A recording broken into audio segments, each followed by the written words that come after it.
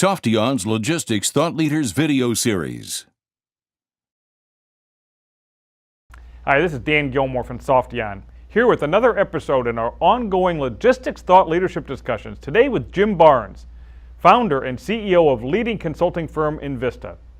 Today we have a great topic. What is the science, and I think maybe a little bit of art, in correctly sizing a new distribution center? We'll be back with Jim's insight on this topic in just a few seconds. This broadcast is brought to you by Softeon, an innovative provider of software solutions for warehouse management, distributed order management, labor management, and more. Softeon, delivering supply chain success every time.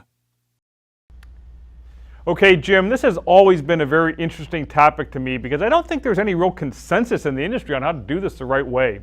Why don't we start here, though? There's a lot of factors that obviously go into facility sizing. What are some of the most important? Well, like you said, Dan, there are a number of factors, but I think there's a couple key factors that you got to start before you start sizing the facility, right? So let's talk about the genesis of what a warehouse and distribution center does. It's basically there to store buffer inventory based upon supply and demand variability. And so when I say that, why that is important to lead with is that a distribution center or a warehouse has different functions depending upon that demand versus supply variability, and obviously the lead time or tolerance time to the customer. So retail is much different than if I was a wholesale distributor. But in terms of answering specifically your questions, I think there are really three key data points, and then we can drill into some more specifics as the conversation progresses. First and foremost is going to be around item SKU and inventory. So how much inventory in terms of inventory snapshot by month, looking at both peak period, averages, and standard deviation. SKU count. You're going to be looking at overall receipt profiles of how you're moving inventory in the actual facility, and then obviously your outbound profiles in terms of your order and shipment data. So again, three major data sets: receipt profiles, item inventory profiles, and then obviously your order outbound shipment profiles. And as we talk about item inventory, specifically around how much cube those items take up. And when I say item cube is at every single both receipt unit of measure and sellable unit of measure. And a good example of that, Dan, is simply looking at, let's look at a unique SKU. So is it being sold at the each level? Is it being sold at the interpack level? Is it being sold at the case pack level, pallet quantity level? And again, those unit of measures that I talk about both on the receipt profile and the outbound profile are important because the fact that they take up different dimensional cube in terms of how I actually store the product, in both a reserve storage location and also how I store it in a forward pick location. Okay, very good. That's a great way to kick this off. Jim, I've been involved in some of these projects in the past myself here, and in the end, though, it seems to me it comes down to a forecast. Somebody's got to step up and say, this is what we think we're going to do over the next 5-7 years, whatever it happens to be. And of course, forecasts are subject to error. To deal with that variability in the forecasting, you like to use the concept I've heard you talk about called confidence intervals. How is that concept used in this scenario? Yeah, so ultimately you're not going to design a building for the first year. I mean, you're going to be typically designing a building for a 5-year to 10-year type growth strategy. And as you move, as we all know, as you move more and more into the future, the forecast accuracy or the error rate increases. So what you do is you ultimately build in confidence intervals as it relates to each future year, and then from there, really build around design assumptions. So, my design assumption and my confidence interval for what I'm doing today, obviously is very high because it's real. I'm doing it today. But as I move into future years, that confidence interval is starting to decrease. So then you can start building in different buffers or different variability to manage with that as that confidence interval starts to degrade over time. But the biggest issue, quite frankly, with most retailers and distributors is, what does that forecast look like? What is my SKU proliferation going to look like? What's my cell proliferation going to look like in terms of growth? What's my receipt profile is going to look like? And more importantly, which has a huge impact on a facility design and the capacity how it's built, is inventory turns. Am I going to continue to stay at, let's say, 4 turns a year, which is, let's say, I'm turning my inventory every 90 days, or I'm going to try to improve that to, basically 6 turns a year. So turns has a significant impact on the building as well as you start to move physical cube throughout the actual facility.